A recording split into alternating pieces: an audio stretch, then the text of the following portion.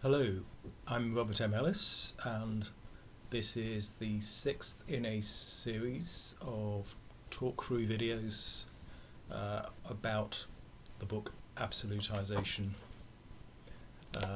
which is looking at different features of absolutization as they connect together. It's a multidisciplinary book which tries to bring together different kinds of understanding of absolutization for a practical end so that we can respond to it effectively. So this is the sixth section. I'm going to focus on the sixth section of the book. The first 5 sections go through 23 different aspects of absolutization. 21 of those are negative and 2 of them are positive. I'm not going to review all of those, but just to very briefly mention what we're dealing with here, because this 6th section is concerned with bringing them together and taking an overview. So the first section, which was headed Early Buddhism, was concerned with the understanding we can get from Buddhism of the way that absolutization works in practice and in experience. So, for example, the effect of proliferation, which you can get when you try to meditate and you end up in a loop or ruminating set of thoughts and feelings that just go round and round. The second section was about systems and the way in which we can connect absolutization with the terms of systems theory, particularly reinforcing feedback loops, so the way in which absolutization phenomena in humans reflect that wider tendency to produce reinforcing feedback loops, again like those of proliferation in the mind, but also found in the wider phenomena of the universe, for example in climate change. The third section is on embodied meaning, and that particularly connects the role of absolutization with disembodied thinking, the disembodied standpoint, which is particularly encapsulated in Plato and the whole influence of Platonic thought, in rationalism generally, the idea or the assumption that we can stand above, we can have a God's eye view of things and just describe things using language.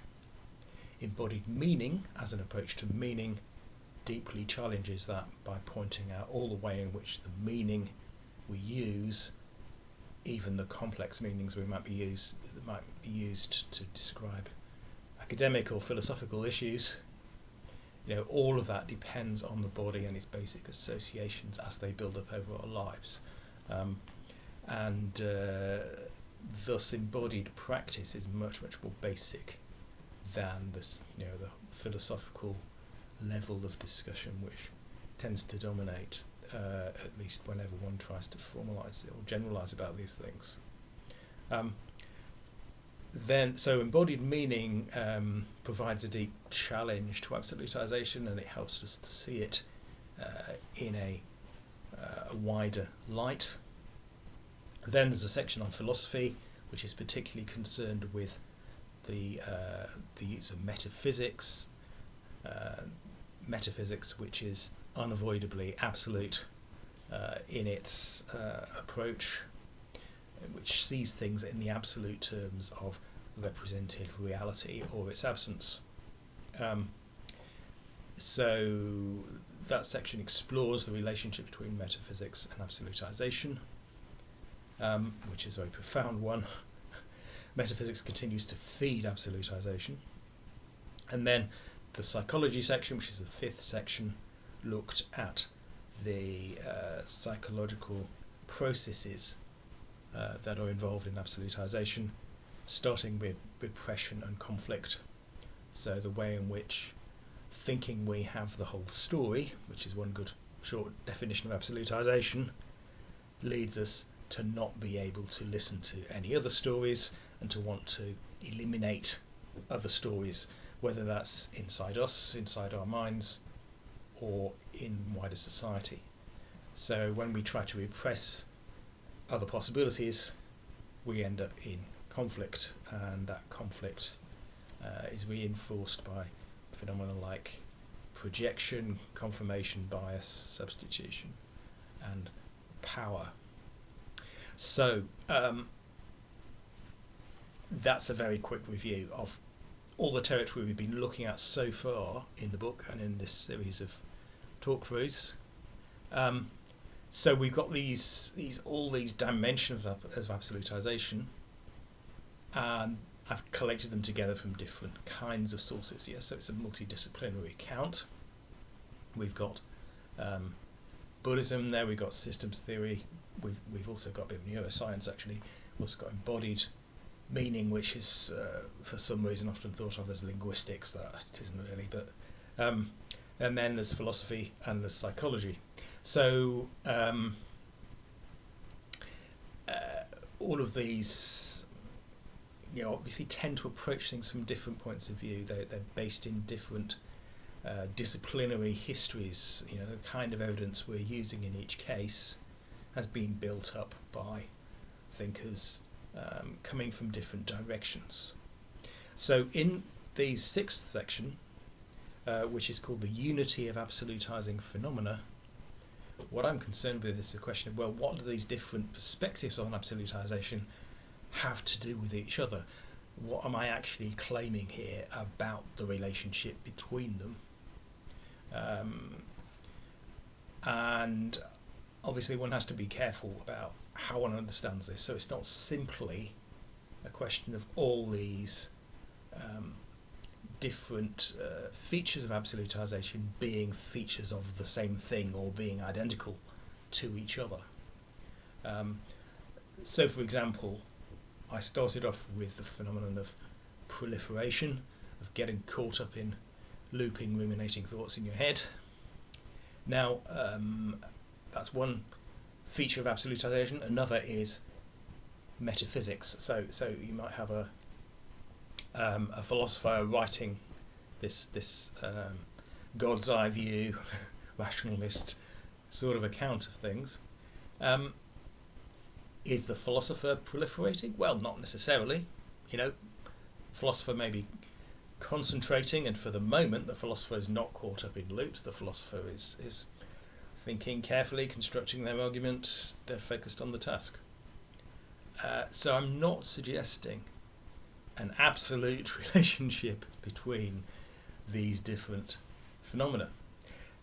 But if that's the case, if they're not always evident in as equivalent to each other or always found at the same time, then what is the relationship? So this question requires a whole section to answer, unfortunately. So I start off in this section using the Buddha's parable of the blind men and the elephant. So I compare the blind men, who are all feeling different parts of the elephant in the story, and all drawing different conclusions about what the elephant is, because they can just feel different parts of it. Yes, so these different blind men I compare to people coming from different disciplines, basically having completely different approaches from a particular standpoint, using different models to the human situation, particularly the situation of human judgment. So obviously if you start with different approaches and different models particularly, then what you find can seem incompatible at first sight with what people come up with from other standpoints. Yes, so just as the two different blind men feeling different parts of the elephant, one of them can feel its ear and think it's it's a fan. Another can feel its tail and think it's a fly whisk. So similarly, a psychologist can look at these phenomena and can draw the conclusion that it's all about confirmation bias, and a Buddhist in meditation can engage with it practically in that context and think, oh, well, it's all about hindrances. And there is a relationship between confirmation bias and hindrances, but that may not be obvious from those two standpoints, and there are barriers to each of them encountering the other. So how did the blind men deal with their difficulty, their division? In the parable, they just kept arguing, basically, until they were overruled. But the approach I'm suggesting is not that of obviously claiming that I'm the only sighted one. Yeah, so I'm not suggesting, okay, I've got a view here which is better than any of these different disciplinary specialists. Not at all. What I'm trying to do is synthesize the different blind approaches, if you like, the different limited approaches. So you could see that in terms of going around and interviewing all the blind men and trying to piece together an understanding of the elephant from their different accounts of what they felt.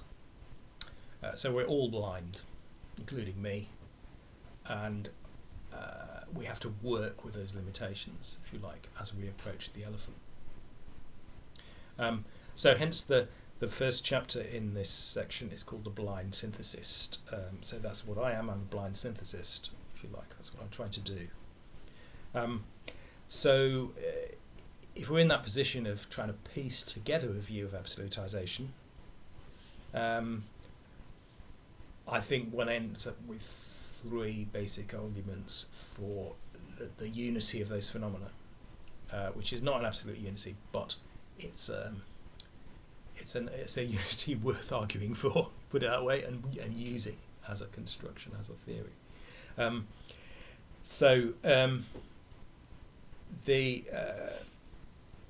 The first is to clarify the relationships between the different approaches, the different fields of the elephant, if you like, and that is that each of those phenomena, those absolutizing phenomena, are dependent on particular conditions of emergence.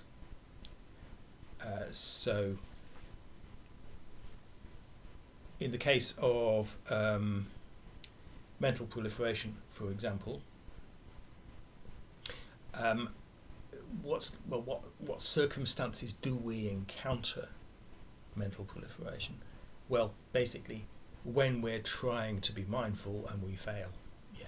So, and that, in psychological or neuroscientific terms, has been discussed in terms of the default mode network. So when you get into a kind of free flow of associations, which leads you to lose track of your intentions, then you are in the stream, if you like, dominated by what's called a default mode network in the brain. So, in other words, in everyday terms, you're not concentrating, you've lost your concentration. You're free associating instead.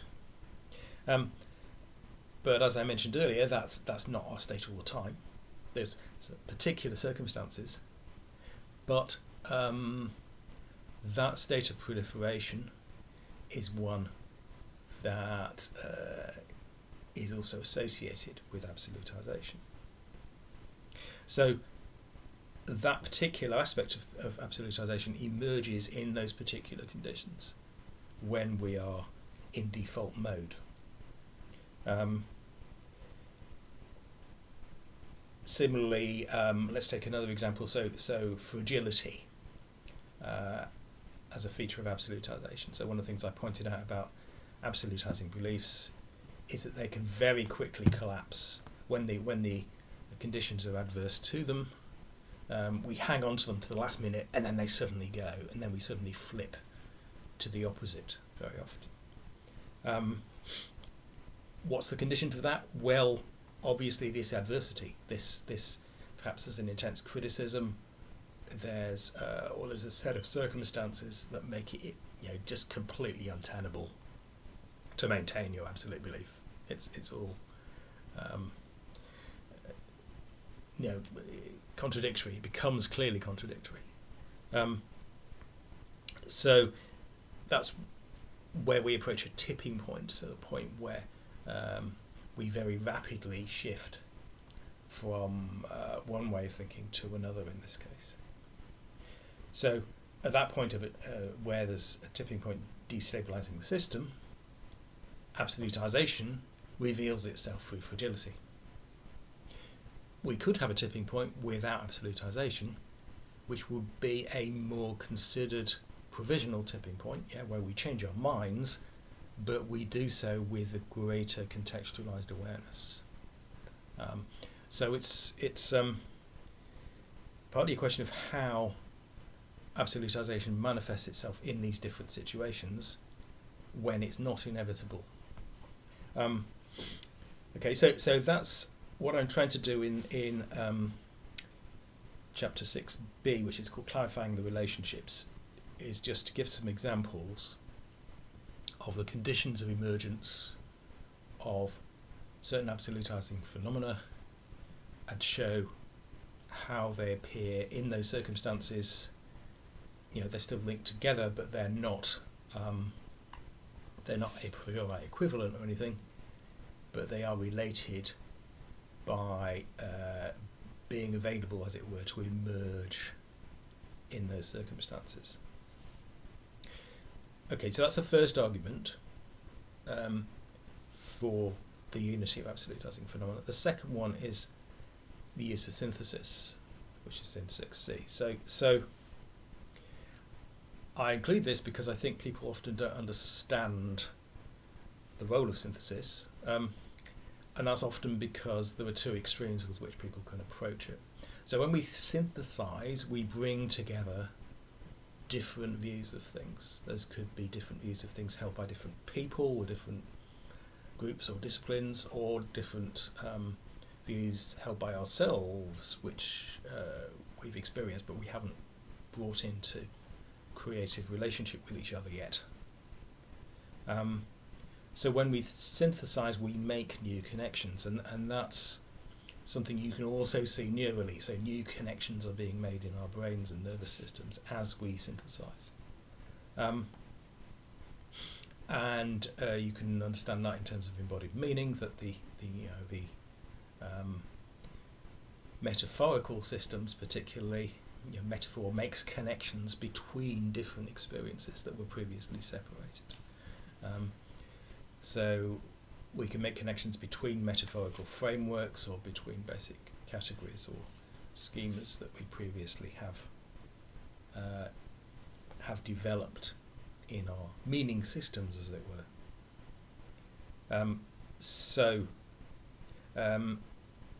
What I want to argue in this chapter is very much that synthesis is a method of justification, and it's basically, the more you synthesize, the more justification piles up without ever reaching an absolute perspective.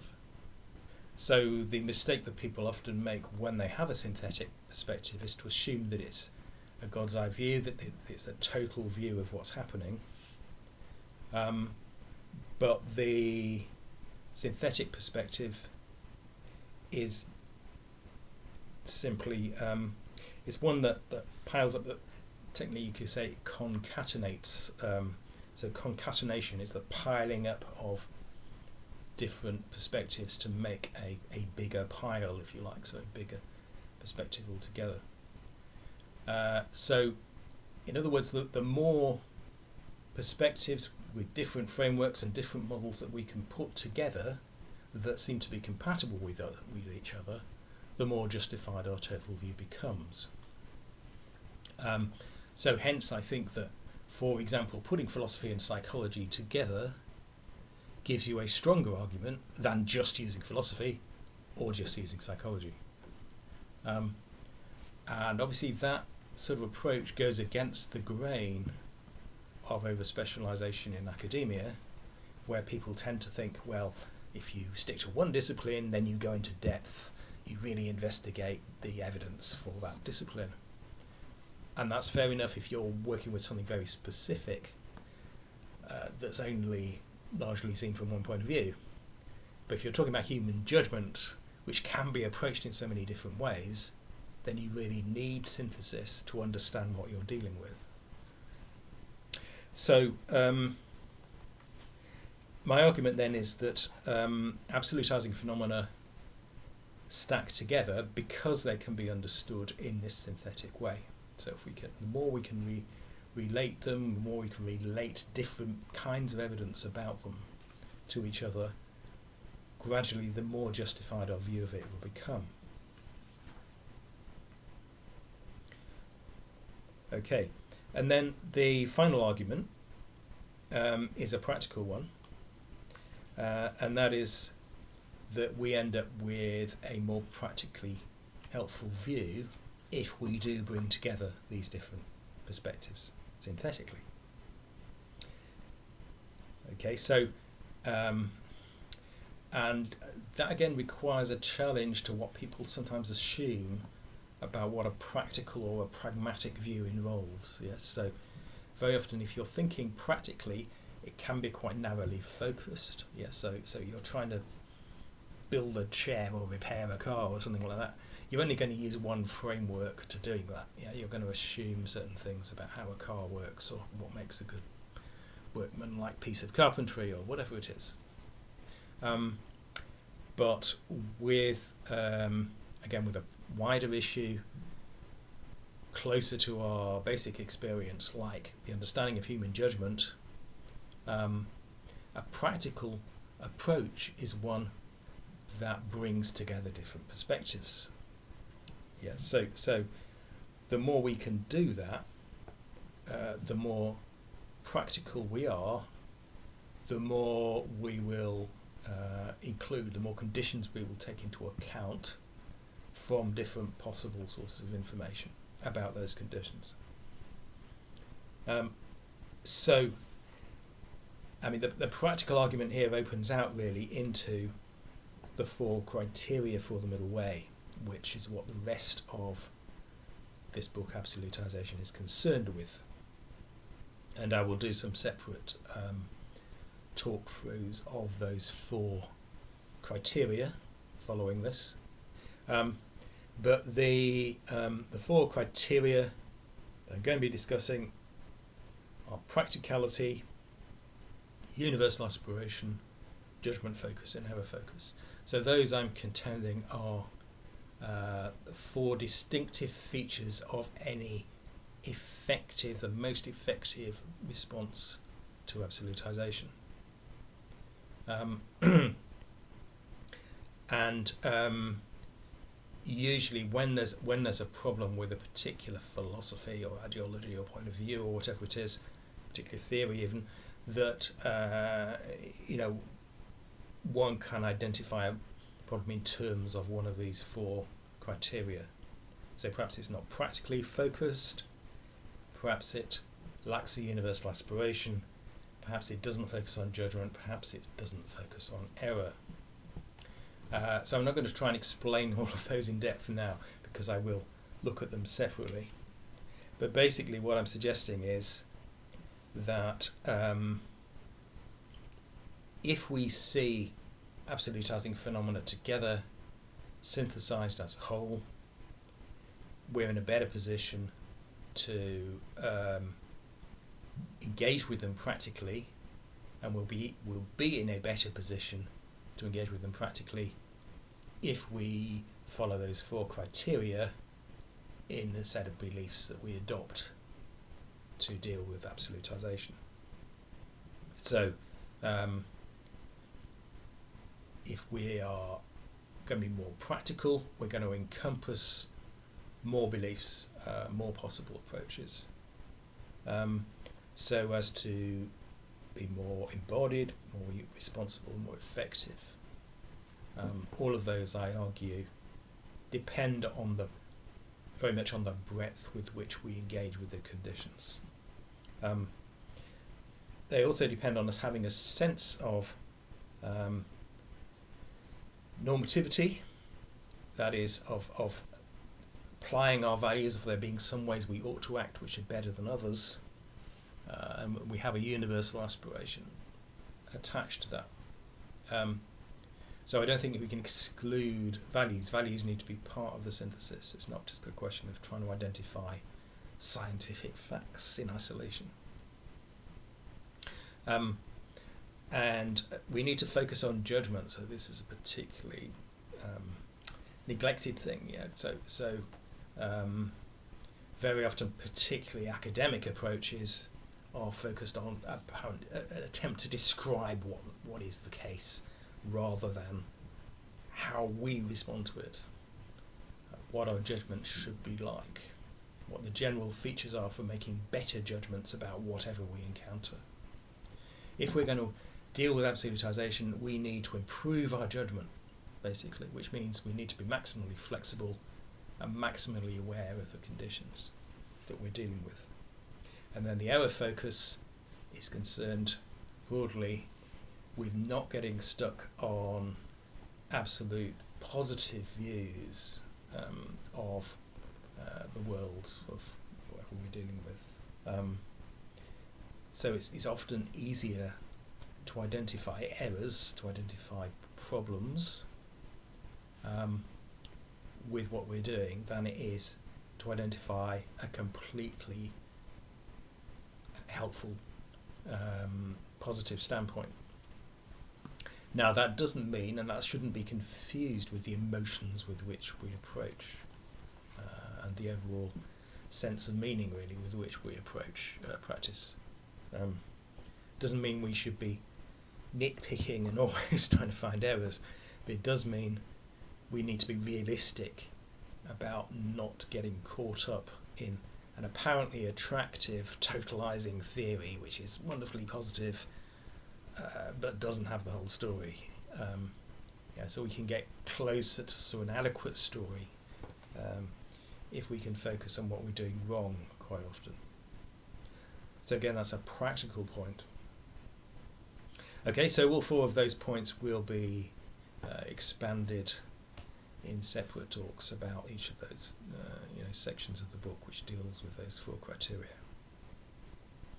But overall, that's the case for the unity of absolutizing phenomena, that we're talking about broadly the same thing in a practical and synthetic sense when we're talking about these different absolutizing phenomena.